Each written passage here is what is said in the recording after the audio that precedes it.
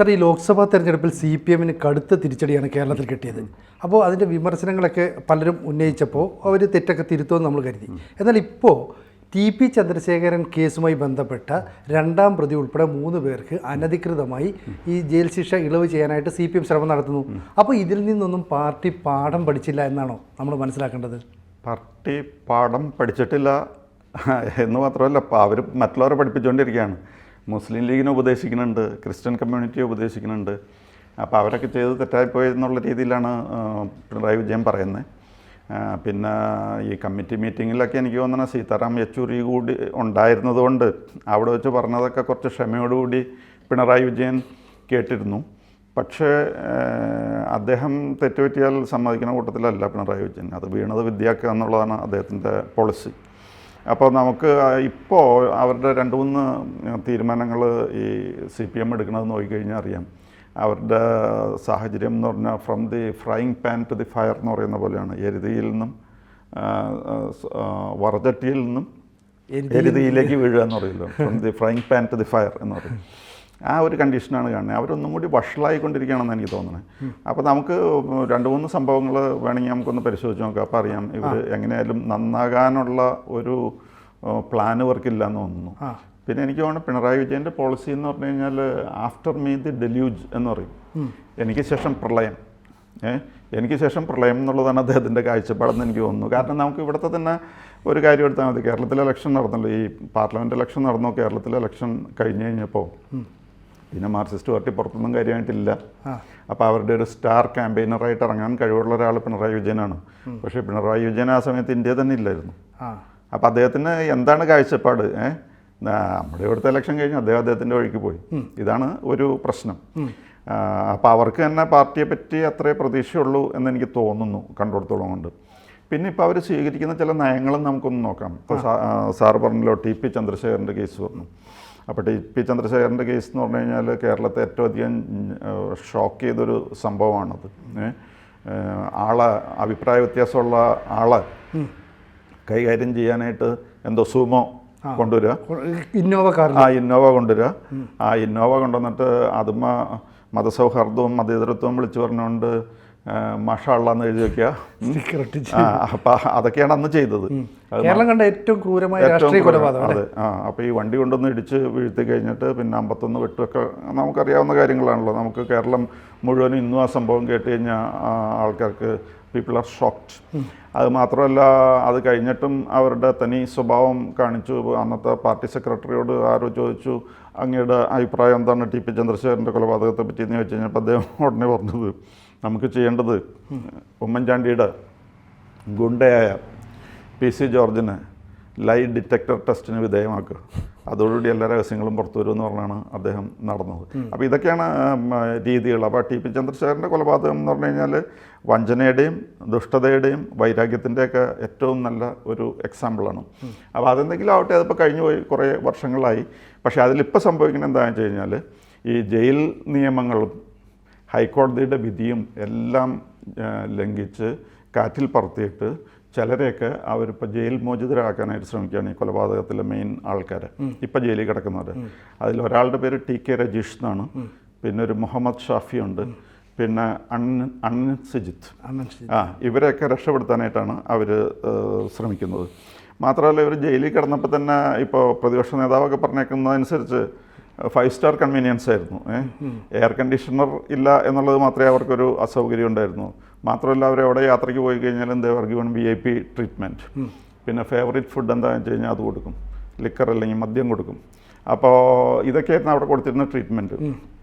പിന്നെ വേറൊരു വശം എന്താണെന്ന് വെച്ച് കഴിഞ്ഞാൽ ഈ അർഹരായവർക്ക് 10 വർഷം ജയിലിൽ കിടന്നവർ അർഹരായവർക്ക് ഇളവ് കൊടുക്കാനായിട്ട് ഇപ്പോൾ പ്രത്യേക എന്തോ ഓർഡർ വന്നേക്കുന്നതിൻ്റെ വെളിച്ചത്തിലൊക്കെയാണ് ഇത് ചെയ്യുന്നത്.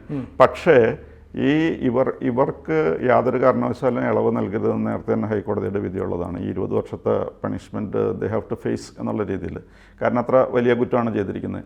പിന്നെ ഇനി ഇപ്പോൾ മറ്റൊരു ഓർഡർ എന്താണെന്ന് വെച്ച് കഴിഞ്ഞാൽ അർഹരായവർക്ക് ഇളവ് കൊടുക്കുക എന്നുള്ളതാണ്. അപ്പോൾ ഇവരുടെ അർഹത എന്താണെന്ന് നമുക്കൊന്ന് നോക്കുന്ന നല്ലതായിരിക്കും. ഇവർ ഈ ജയിലിനകത്ത് വെച്ച് തന്നെ ഇവർ മൊബൈൽ ഫോണും മറ്റു കാര്യങ്ങളൊക്കെ ഉപയോഗിച്ചിരുന്നു. മാത്രമല്ല, അവിടെ വാർഡർമാർക്കെതിരെ തട്ടിക്കയറുന്ന ഒരു ഏർപ്പാടുണ്ടായിരുന്നു. പിന്നെ കഞ്ചാവ്, അതേപോലെ സ്വർണ്ണക്കടത്ത്, മറ്റു കാര്യങ്ങളിലൊക്കെ അവർ ഇതിനകത്തിരുന്ന് തന്നെ ഇടപെടാൻ തുടങ്ങിയായിരുന്നു. പിന്നെ പരോൾ കിട്ടിപ്പോയി കഴിയുമ്പോൾ അവിടെ ലഹരി പാർട്ടിയിലൊക്കെ പങ്കെടുക്കുമായിരുന്നു. പിന്നെ തോക്ക് വിൽപ്പന, അങ്ങനെ പല ഇടപാടുകൾ എന്തൊക്കെ ഒരു ജയിലിൽ നടക്കാൻ പാടില്ലാത്തതുണ്ടോ അതെല്ലാം ഇവർ ചെയ്തിരുന്നു. എന്നിട്ടാണ് ഇവർക്ക് മാപ്പ് കിട്ടാൻ അർഹരാണെന്നുള്ള രീതിയിൽ കാണിച്ചിട്ട് ആൾക്കാരെ പറ്റിച്ച് ഇവർക്ക് അപ്പോൾ ഇത്രയും കേരളത്തെ മുഴുവനും ഷോക്ക് ചെയ്ത ഒരു സംഭവത്തിൽ ഇവരുടെ സമീപനം ഇതാണ്. ഇവരുടെ ആൾക്കാർ കുറ്റവാളികളാണെങ്കിൽ എന്ത് ചെയ്താലും കുഴപ്പമില്ല. അപ്പോൾ ഈ 51 വെട്ടുവെട്ടലൊന്നും അതൊന്നും പ്രശ്നമൊന്നുമില്ല, അവരെ തുറന്നു വിടുക എന്നുള്ളതാണ് ഇവരുടെ പ്ലാൻ. അപ്പോൾ തുടക്കം തൊട്ട് പാർട്ടിയുടെ പോളിസി അല്ലെങ്കിൽ പാർട്ടി ക്ലെയിം ചെയ്തുകൊണ്ടിരുന്നത് എന്താണെന്ന് വെച്ച് കഴിഞ്ഞാൽ ഞങ്ങൾക്കിതിൽ യാതൊരു പങ്കുമില്ല, ഞങ്ങളുടെ ആൾക്കാരൊന്നുമില്ല എന്നുള്ളൊരു സമീപനമാണ് അവർ സ്വീകരിച്ചിരുന്നത്. അങ്ങനെ ഞങ്ങളുടെ പങ്കൊന്നുമില്ലെങ്കിൽ പിന്നെ ഇവരെ എത്ര കഷ്ടപ്പെട്ട് രക്ഷപ്പെടുത്താൻ ശ്രമിക്കുന്നതിന് ഇല്ലാത്ത റിപ്പോർട്ടുകൾ കൊടുത്തിട്ട് വേണമല്ലോ. കഞ്ചാവിൻ്റെയും കള്ളക്കടത്തിൻ്റെയൊക്കെ ഇതിനകത്തിരുന്ന് ചുക്കാൻ പിടിക്കുന്നവർ സൽസ്വഭാവം പറഞ്ഞ് പുറത്തുവിടാൻ പറ്റില്ലല്ലോ. അപ്പോൾ ഇവർ സൽസ്വഭാവം പറഞ്ഞ് പുറത്ത് വിടണമെങ്കിൽ അതിൻ്റെ അർത്ഥം പാർട്ടിക്ക് ഇവരിൽ സ്പെഷ്യൽ ഇൻട്രസ്റ്റ് ഉണ്ട്, പാർട്ടിക്ക് വേണ്ടിയിട്ട് ഇവർ സ്പെഷ്യൽ സേവനം നടത്തിയിട്ടുണ്ടെന്നല്ലേ. അതാണ് അതിൽ നിന്നും നമ്മൾ മനസ്സിലാക്കാനായിട്ട് ശ്രമിക്കുന്നത്. അപ്പോൾ ഇവർക്ക് ഇതിലൊന്നും ഈ പാർട്ടിക്ക് ഇതിൽ പങ്കില്ലെങ്കിൽ ഇവരെ രക്ഷപ്പെടുത്താനായിട്ട് ഇങ്ങനെ ശ്രമിക്കേണ്ട ഒരു ആവശ്യമില്ല. അപ്പോൾ അതായത് ആ തെറ്റ് പറ്റിയത് അല്ലെങ്കിൽ ഇത്രയും വലിയൊരു കൊലപാതകം നടത്തിയത് ന്യായമാണെന്ന് പാർട്ടി കരുതുന്നു, അതുകൊണ്ടാണ് അവരെ രക്ഷിക്കാൻ ശ്രമിക്കുന്നത്, അല്ലെങ്കിൽ അത് ചെയ്യേണ്ട ആവശ്യമില്ല. അപ്പോൾ അതാണ് ടി പി ചന്ദ്രശേഖരൻ്റെ കേസിൽ കാണുന്നത്. പിന്നെ ഇവർക്കുള്ള ഒരു ബോംബ് കൾച്ചറുണ്ട്. ഇവർ കണ്ണൂർ ഇപ്പോൾ നമുക്കറിയാം, ഒരാൾ ഈയിടെ ബോംബ് ഉണ്ടാക്കുന്നതിനിടയിൽ ഷെറിൻ എന്ന് പറഞ്ഞിട്ടൊരാളാണ് ബോംബ് ഉണ്ടാക്കുന്നതിനിടയിൽ ബോംബ് പൊട്ടിത്തെറിച്ച് രക്തസാക്ഷിയായി. പാർട്ടിയുടെ ഒരു ബോംബ് രക്തസാക്ഷിയാണ്. അങ്ങനെ കുറേ രക്തസാക്ഷികളുണ്ട്. അതിന് മുമ്പ് കുറേ നാൾ മുമ്പ് കണ്ണൂർ ചേറ്റക്കണ്ടി എന്ന് പറയുന്ന സ്ഥലത്ത് ഷൈജു, സുബീഷ് എന്ന് പറഞ്ഞ രണ്ടുപേര് ഇതേപോലെ രക്തസാക്ഷികളായി ബോംബ് ഉണ്ടാക്കുന്നതിനിടയിൽ. അപ്പോൾ അന്ന് പാർട്ടി പറഞ്ഞിരുന്നത് ഞങ്ങൾക്ക് ഇതിലൊന്നും ഒരു പങ്കുമില്ല, ഞങ്ങൾക്ക് ഇതിലൊന്നും താല്പര്യമില്ല എന്നൊക്കെ പറഞ്ഞെങ്കിലും ഇപ്പോൾ ആൾക്കാരതൊക്കെ മറന്നു എന്ന് വിചാരിച്ചിട്ട് അവർക്ക് രണ്ടുപേർക്കും സ്മാരകമൊക്കെ ഉണ്ടാക്കി. സ്മാരകം ഉണ്ടാക്കിയത് ജനത്തിൻ്റെ ഇന്ന് പിരിവെടുത്തിട്ടാണ് സ്മാരകം ഉണ്ടാക്കിയെന്ന് പറയുന്നു. ആദ്യം പറഞ്ഞിരുന്നത് നമ്മുടെ മാഷുണ്ടല്ലോ, ഗോവിന്ദൻ മാഷ്, സംസ്ഥാന സെക്രട്ടറി, പാർട്ടി സംസ്ഥാന സെക്രട്ടറി ഗോവിന്ദൻ മാഷ് തന്നെ ഇതിൻ്റെ ഉദ്ഘാടനം നടത്തും എന്നാണ്. പക്ഷേ ഇതിനെപ്പറ്റിയുള്ള ക്രിറ്റിസിസം വളരെ അധികമായി കഴിഞ്ഞ് കഴിഞ്ഞപ്പോൾ അവർ തൽക്കാലം അതിൽ നിന്നും പിന്മാറിയിരിക്കും. അവരെന്ന് പറഞ്ഞു കഴിഞ്ഞാൽ ഈ ഗോവിന്ദൻ മാഷ് വന്നില്ല, ബാക്കി കാര്യങ്ങളൊക്കെ ജില്ലാ സെക്രട്ടറി വന്നു.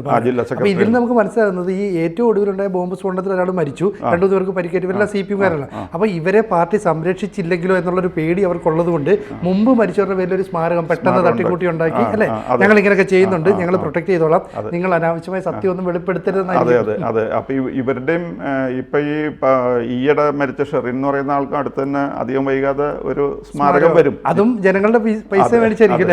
അപ്പോൾ ഇപ്പോൾ ഡിസോൺ ചെയ്യും, ഞങ്ങൾക്കൊരു ബന്ധമില്ല എന്ന് പറയും. പക്ഷേ ഇത് കഴിഞ്ഞാൽ അവർക്കും ഇത് വരും എന്നുള്ളത് വളരെ വ്യക്തമായ കാര്യമാണ്.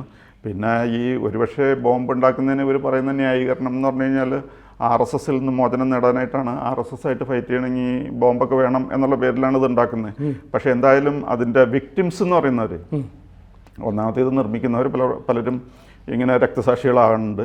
പാർട്ടിയുടെ രക്തസാക്ഷികൾ പലപ്പോഴും ഒരു ചർച്ചകളിലൊക്കെ വന്നിട്ട് പറയും ഏറ്റവും കൂടുതൽ രക്തസാക്ഷികളുള്ളത് CPM-നാണെന്ന്. പക്ഷേ ഈ ബോംബ് രക്തസാക്ഷികളെ മാറ്റി കഴിയുമ്പോൾ തന്നെ കുറേ ആ രീതിയിൽ മാറും.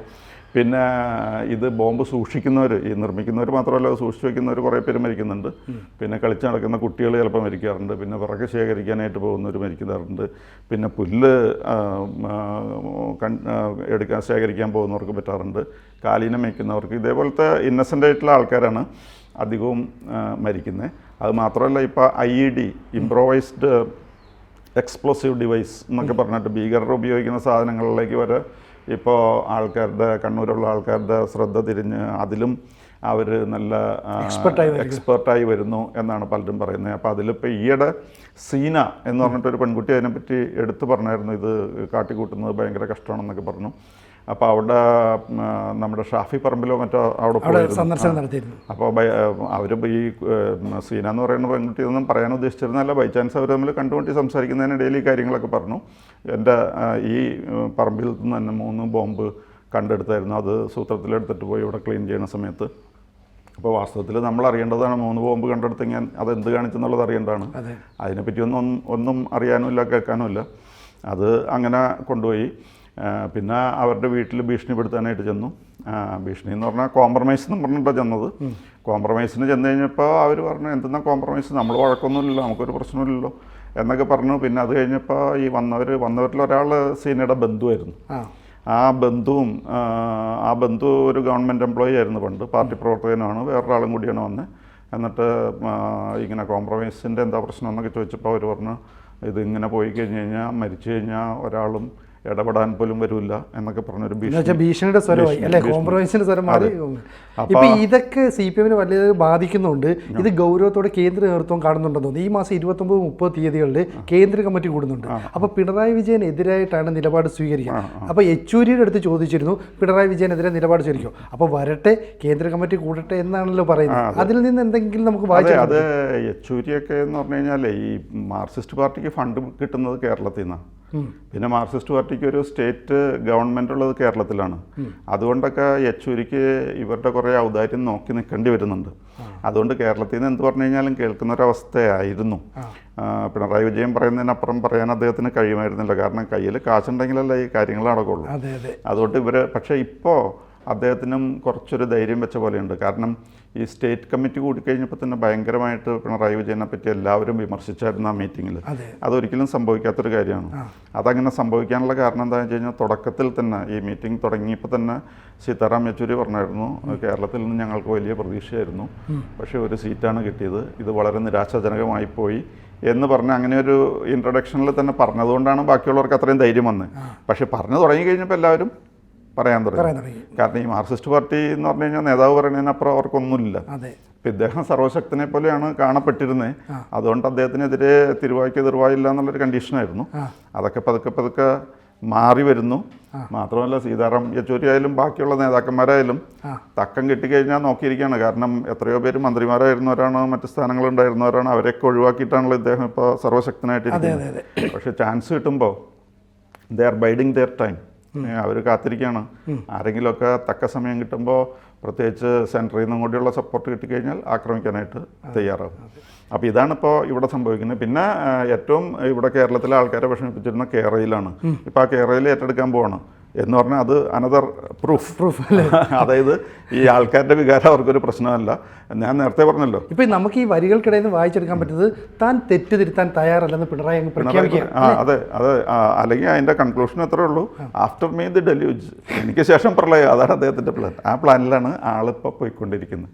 പക്ഷേ അവർ അവസാനമായിട്ട് ഒന്നുകൂടെ പ്രതീക്ഷിക്കുന്നുണ്ട് ഈ യെച്ചൂരി അല്ലെങ്കിൽ കേന്ദ്ര നേതൃത്വം എന്തെങ്കിലും ഇടപെടൽ നടത്തുന്നു. ഇപ്പോൾ സാറ് പറഞ്ഞ പോലെ ആണെങ്കിൽ അവർക്ക് ഫണ്ട് കിട്ടാനുള്ള ഏക സ്റ്റേറ്റ് ഇപ്പോൾ ചോപ്പ് ഉള്ള ഒരു സ്റ്റേറ്റ് കേരളമാണ്. അപ്പോൾ ഫണ്ട് വന്നാലേ പാർട്ടിയുടെ പ്രവർത്തനം മുന്നോട്ട് പോകും. അപ്പോൾ അവരുടെ മുന്നിൽ ദേശീയ സെക്രട്ടറിയെക്കാട്ടി വലിയ പൊസിഷനിലാണ് കേരളത്തിലെ മുഖ്യമന്ത്രി. പക്ഷേ എന്തെങ്കിലും നമുക്ക് പ്രതീക്ഷിക്കാം. നമ്മൾ കൺക്ലൂഡ് ചെയ്യുന്നതിന് മുമ്പ് നമുക്ക് ചോദിക്കാം, ഈ പാർട്ടി പ്രവർത്തകർക്ക് എന്തെങ്കിലും പ്രതീക്ഷിക്കാൻ പറ്റുമോ? അല്ല, പാർട്ടിയുടെ എന്ന് പറഞ്ഞു കഴിഞ്ഞാൽ ഈ കമ്മ്യൂണിസ്റ്റ് പാർട്ടിയുടെ പൊതുവിൽ ആഗോളതലത്തിൽ കാണപ്പെടുന്ന കാഴ്ച ഇതാണ്. അവർ വളർന്ന് പടർന്ന് പെട്ടെന്നങ്ങ് പന്തലിക്കും, എല്ലാവരെയും അടിച്ചൊതുക്കും. പ്രതിപക്ഷ പാർട്ടിയൊന്നും ഉണ്ടാവില്ല, മറ്റു പാർട്ടികളുണ്ടാവില്ല. പക്ഷേ പതുക്കെ ഇവർ തന്നെ ക്ഷയിച്ചു തുടങ്ങും. ക്ഷയിക്കാൻ തുടങ്ങിക്കഴിഞ്ഞാൽ പിന്നെ പെട്ടെന്നാണ് ക്ഷയിക്കൽ. അപ്പോൾ അതല്ലേ ബംഗാളിലൊക്കെ 20-25 വർഷമൊക്കെ അടുപ്പിച്ച് ഭരിച്ചാലേ, പതിറ്റാണ്ടുകൾ ഭരിച്ച സ്ഥലമല്ലേ ത്രിപുര, അവിടെയൊന്നും ഇപ്പോൾ കേൾക്കാനേ ഇല്ലല്ലോ. അതേപോലെ കേരളത്തിലും ഇപ്പോൾ ഒരു ഡൗൺവേർഡ് ട്രെൻഡാണെന്ന് എനിക്ക് തോന്നുന്നു. അപ്പോൾ എന്താണ് ഈ പിണറായി എന്തെങ്കിലും തെറ്റ് തിരുത്തുമോ എന്നുള്ളത് നമുക്ക് കാത്തിരുന്ന് കാണാനേ പറ്റുള്ളൂ. കൂടുതൽ വാർത്തകളും വിശേഷങ്ങളും നിങ്ങളിലേക്ക് എത്താൻ ABC മലയാളം സബ്സ്ക്രൈബ് ചെയ്യുക, ബെൽ ബട്ടണും അമർത്തുക.